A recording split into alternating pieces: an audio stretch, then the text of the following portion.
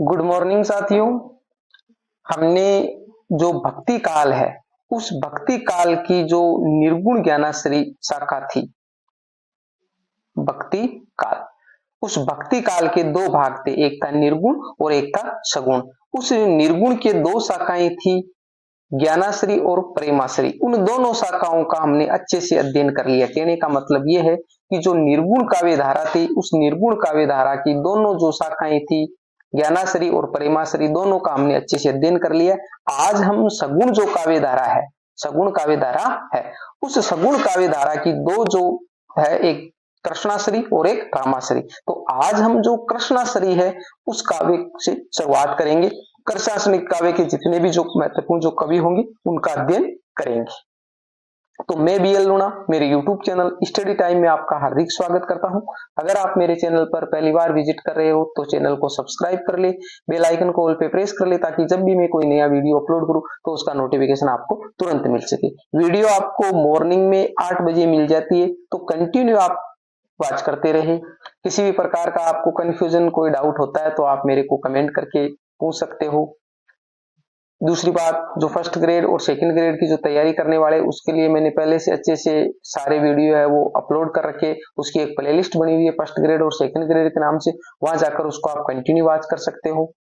कुछ सिलेबस में आरपीसी ने परिवर्तन किया, वो भी टॉपिक आपको मैं अच्छे से करवा दूंगा। अभी हमारे एग्जाम में टाइम है, तो हम अभी एक जो हिंदी साहित्य का इतिहास है, इन कवियों का वर्णन कर ले, फिर हम वो सेकंड ग्रेड और फर्स्ट ग्रेड दोनों के जो है वो टॉपिक वो हम अच्छे से आपको करवा देंगे। अब देखिए, हम जब शुरुआत करते हैं क्लास की तो हमने पिछले दिन क्या पढ़ा, तो कल तो हमने रिवीजन किया था, उससे पहले दिन हमने जो पढ़ा उसके क्वेश्चन में आपसे पूछता हूं, जिनके जवाब आपको कमेंट में देने होते हैं, और उसके बाद में हम जब रिवीजन करते हैं तो उनके जवाब में आपको अच्छे से बता दूंगा। तो देखिए, आज का हमारा जो पहला क्वेश्चन है वो है, उस्मान की रचना का क्या नाम है, ये आपको कमेंट में बताना है।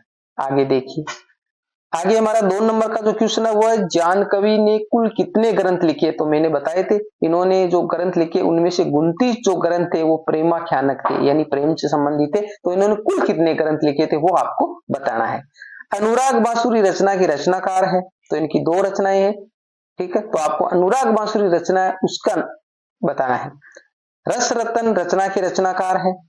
आचार्य शुक्ल के अनुसार प्रेम गाथा परंपरा के अंतिम कवि कौन माने जाते। तो ये जो 5 क्वेश्चन है, और पांचों ही क्वेश्चन है वो इंपॉर्टेंट है, महत्वपूर्ण है, आपको कमेंट में देने हैं। फिर जब हम रिवीजन करेंगे तो मैं आपको इसको अच्छे से बता दूंगा, क्योंकि हम जब बार बार पढ़ेंगे तो ही ये चीजें वो याद रहने वाली है, क्योंकि हमने पहले इसका अध्ययन कर लिया। फिर इसके जो कमेंट में आप जवाब दोगे, फिर मैं आपको इसका बता दूंगा।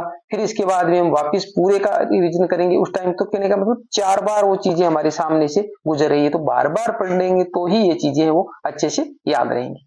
तो आज हम शुरुआत करते बल्बाचार्य जी शुरुआत करते, जो हमारा कृष्णाश्री जो काव्य धारा है उसके अंदर बल्बाचार्य, उससे संबंधित जो जितने भी एग्जाम से रिलेटेड जो बिंदु बनते उनका हम अध्ययन करेंगे।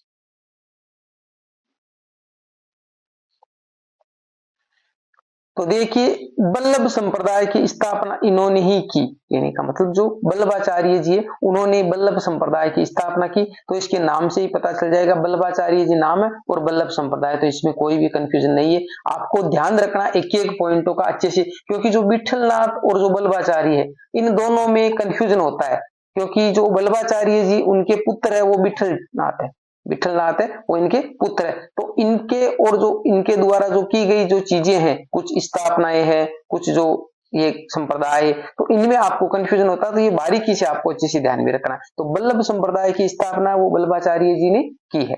इसके बाद में हमारा पुष्टि मार्ग की स्थापना भी वल्लभाचार्य जी ने की। तो 2 हो गई, यानी वल्लभ संप्रदाय और जो पुष्टि मार्ग है, ये दोनों है जिसकी स्थापना करने वाले कौन थे, हमारे वल्लभाचार्य जी थे। इनके पुत्र विठलनाथ ने अष्ट छपा, जिसको अष्ट छाप यानी अष्ट शका की स्थापना की। तो अब देखिए, वल्लभ संप्रदाय और जो पुष्टि मार्ग है उसकी स्थापना करने वाले हमारे वल्लभाचार्य जी, और जो अष्ट छाप है उसकी स्थापना करने वाले विठलनाथ है। अब अष्ट छाप है क्या, अष्ट छाप या अष्ट शका, अष्ट शका को मतलब शका यानी मतलब क्या होता है, दोस्त होता है।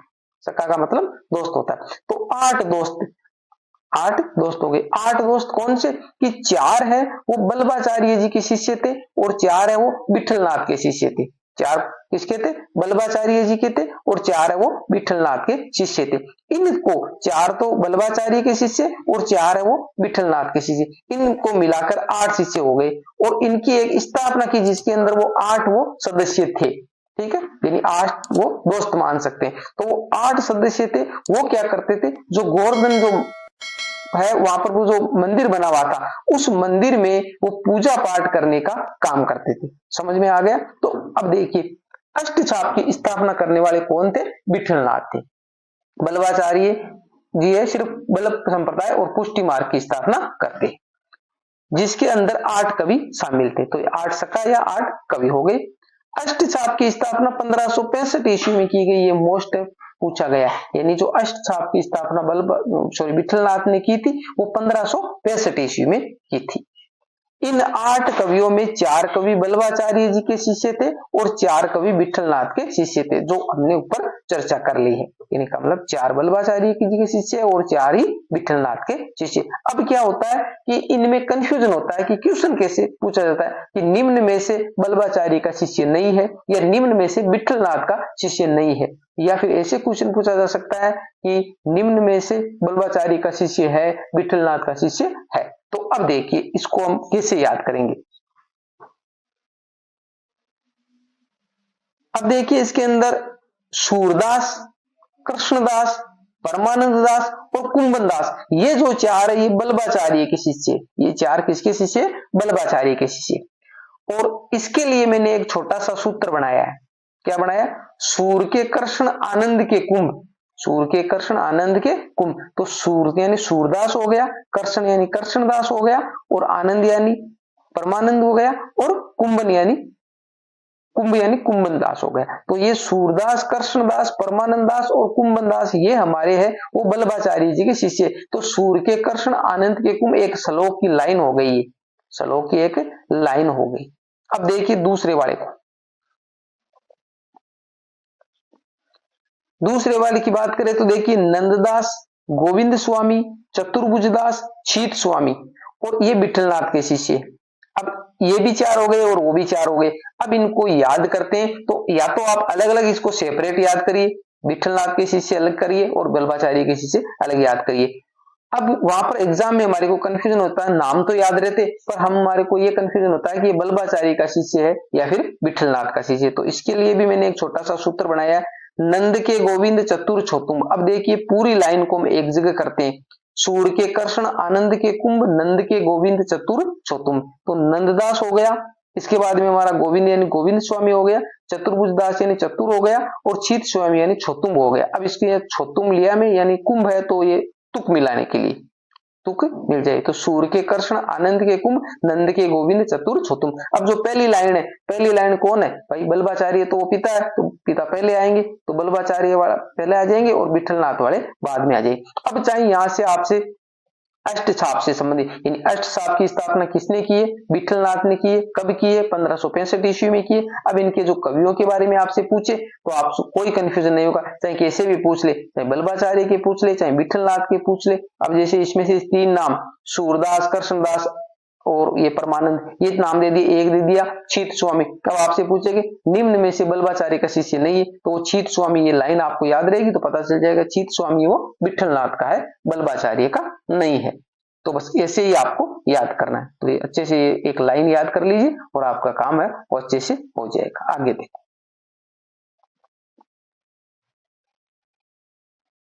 आगे फिर हमारा गोवर्धन में श्रीनाथ मंदिर में प्रतिष्ठा यानी स्थापना 1519 ईस्वी और 1576 विक्रमी में बल्लभाचार्य जी द्वारा की गई। यानी जो गोवर्धन मंदिर है ना, वो उसकी जो स्थापना जो करने वाले थे वो हमारे कौन थे?